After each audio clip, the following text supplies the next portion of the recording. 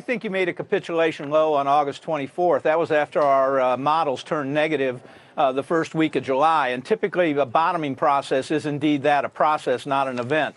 So you get a capitulation low like you saw on the 24th and 25th of August, failed rally attempts. You come back down and test the lows, which is what we did last week. It looks like a double bottom. I'm still calling it that way unless we violate the August 25th closing lows.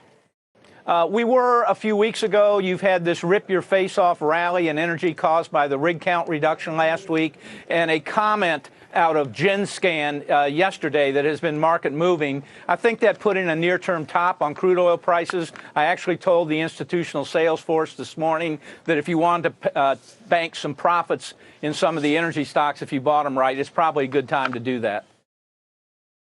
This one has really made a marked impact today, Sully, because Morgan Stanley making a big call saying they think the bottom's in or we're very close to it, and that they see commodity prices going up about 19% through 2017.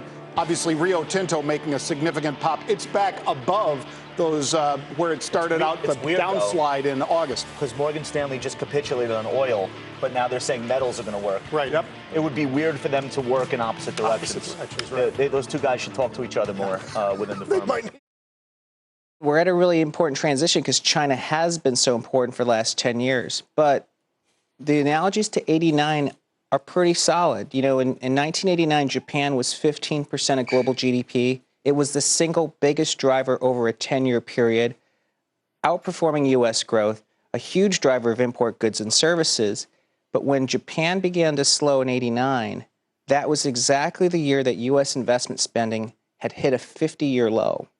So in other words, we had capital stock that was old. Housing was actually at about the level it is today, starts. And because we saw the capital flows out of Japan, actually it was bullish for the U.S. I think we're at a similar transition. You know, if you look at every decade since 1940, the U.S. was really the single biggest contributor to 10-year growth in almost every decade except for this past 10 years.